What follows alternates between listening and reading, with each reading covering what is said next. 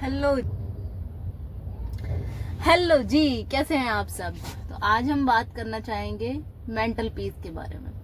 पता है, love language के बारे में हम इतने दिन से बात कर रहे हैं, उसी का एक सबसे बड़ा फेज है कि क्या आपका जो बंदा है या आपका जो हस्बैंड है या what kind of relation you are sharing with him, like friend हो, बॉयफ्रेंड हो, हस्बैंड हो, क्या वो आपको मेंटल पीस दे पा रहा है। ठीक है, अगर वो गुस्से में भी है, गुस्से में भी वो जब आपसे बात कर रहा है तो क्या वो अपने दायरे को याद रख रहा है, या गुस्से में भी अगर आप दोनों ने एक दूसरे को कुछ कह दिया है गलत, क्या आप दोनों की वो बातें सिर्फ मात्र उस गुस्से में ही रहेंगी या उसके बाद भी आपके मन में है, या क्या है। पता है, कभी कभी क्या होता है, हमारे मन में नहीं होती हैं चीजें, हम जस्ट बोल देते हैं ओवर बर्स्ट में, जब हम ज्यादा अंदर से भर जाते हैं तो बहुत सी चीजें निकलने लग जाती हैं।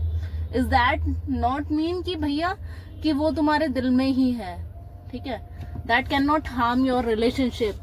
ठीक है, अगर आप सही बंदे के साथ है ना, तो वो कभी भी आपका रिलेशनशिप खराब नहीं हो सकता। आप कितने भी गुस्से में हो, पहली बात तो आप डिसरेस्पेक्ट नहीं करेंगे एक दूसरे की। अगर आप डिसरेस्पेक्ट कर रहे हैं या वो आपकी डिसरेस्पेक्ट कर रहा है ना उस दौरान, दैट मीन कि वो आपको बिल्कुल भी चाहता ही नहीं है। और इन केस डिसरेस्पेक्ट मतलब आप समझते हैं ना कि एक चिड़चिड़ाना या गुस्से में कुछ छोटी मोटी चीजें बोल देना एक अलग बात होती है, बट आप उसको हार्म करने लग जाओ, उसकी कमजोरी को बड़ा करके उस दौरान जब आप दोनों के बीच में कुछ बातें हो रही हैं बोलने लग जाओ, दैट कॉल्ड डिसरेस्पेक्ट। ठीक है, आप दोनों ने प्राइवेटली कुछ चीजें शेयर की, अपनी बातें शेयर की, मोमेंट्स शेयर किए, और उस मोमेंट्स को आप हाईलाइट करने लगो जब आपकी लड़ाई हो रही हो उस दौरान, तो उस चीज को बोलते हैं disrespect. Specially choose a man या चूज अ वुमेन जो इन चीजों का खास ख्याल रखती हो and you are with relationship with her और हिम। ठीक है, अब देखो, लाइफ में कभी कभी ऐसे मोमेंट आते हैं कि गलती से कुछ चीजें निकल जाती हैं। ठीक है, गलती से निकल गई तो पता है, जब भी हम लड़ाई कितनी भी बड़ी हो, इन केस पता है पकड़ना कैसे होता है कि ये हमारे लिए सही बंदा है या नहीं। गलती से भी अगर निकल गई है ना, तो वो उसी टाइम वो सारी लड़ाई भूल के ना, जस्ट अ सेकंड वो एकदम से ना रियलाइज करेगा ये मैंने क्या बोल दिया। हम सब भी करते हैं ना, मैं मम्मी पापा पे कभी कभी चिल्ला जाती हूँ and just a moment, just a second में ये कहती हूँ यार मैंने ये क्या बोल दिया इनको। तो वही वाली बात है, इन केस उसको आपके लिए फीलिंग नहीं है या आपको उसके लिए फीलिंग नहीं है, तो आप कभी भी ये वाला थॉट आपके मन में आएगा ही नहीं। आप सिर्फ उस दौरान जो लड़ाई होगी या मुद्दा होगा उसको बड़ा करने में लगे होंगे। ठीक है, तो इस चीज को ध्यान रखना बहुत जरूरी होता है while choosing your partner. Life long journey है, इसका बहुत ही सोच समझ के अपना पार्टनर चूज करें, क्योंकि वन वे कभी नहीं होता है, it's always a two way. ठीक है, आपको साथी की जरूरत, साथी का साथ अगर मिल जाए ना, तो लाइफ ना बहुत इजी हो जाती है। यार कब तक किसी फ्रेंड के चक्कर में रहोगे। देखो, अगर हमारी लाइफ में एक पार्टनर होता है ना, तो इजी हो जाती है अपना सुख दुख भी, हर चीज भी। मैं मानती हूँ फेमिनिज्म का जमाना है या ऐसा जमाना है कि शादी नहीं करना is not the thing, but some cases आपको थोड़ा सा इस चीज को सोचना पड़ेगा। अगर बड़े बूढ़ों ने कोई चीज बनाई है तो वो सोच समझ के ही बनाई होगी। ओवरऑल बस यही कहना चाहती थी, कम्युनिकेशन का ध्यान रखें उस दौरान। ये बहुत इंपॉर्टेंट है कि आप कैसे वर्ड यूज कर रहे हैं अपने पार्टनर के साथ लड़ाई के दौरान, क्योंकि वर्ड ऐसी चीज होती है, कहते हैं ना कि छुरी की जरूरत नहीं होती, शब्द ही काफी होते हैं किसी को मारने के लिए। तो इंसान वो दिखेगा जरूर जिंदा, लेकिन वो कहीं ना कहीं आपका रिश्ता ना अंदर से मर चुका होगा। तो उस चीज का बड़ा ध्यान रखें।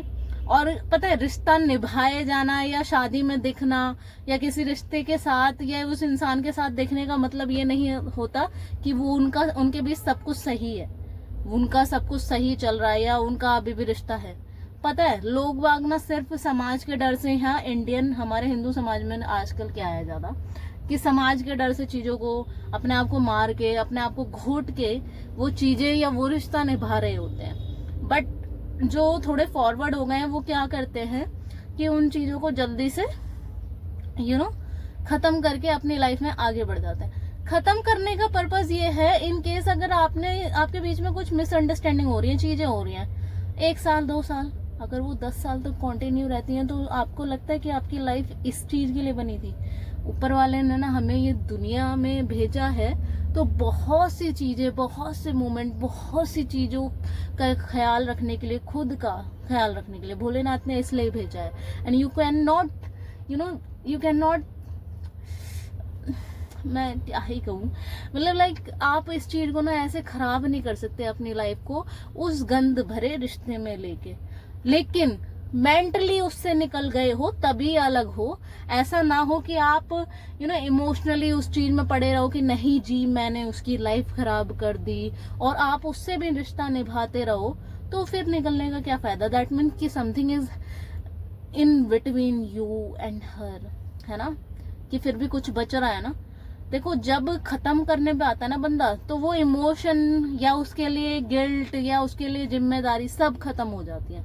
अगर आप जिम्मेदारी निभा रहे हो, अगर आप इमोशन में अभी भी हो, दैट मीन कुछ बचा हुआ है, और वो बचा हुआ है ना, तो आप कभी भी फिर तीसरे पर्सन को उसके बीच में मत लाओ, क्योंकि उससे ना आप तीनों की लाइफ को हेल बना दोगे। रीजन बताती हूँ कि उस दौरान में क्या होता है कि तीसरा पर्सन इमोशन है, आप प्रैक्टिकली भी करो, इमोशनली भी करो, फिर पता है क्या होगा, आप तीनों की लाइफ ही मैस में चली जाएगी। तो इससे बेटर है कि आप देखो कि आप दोनों के बीच में अगर इमोशन या कुछ बच रहा है, तो आप दोनों को उस चीजों को फिक्स करने की कोशिश करो। लाइक मतलब उस चीज को समझने की कोशिश करो, और उस रिश्ते को फिर बचा ही लो, उस रिश्ते को मत तोड़ो।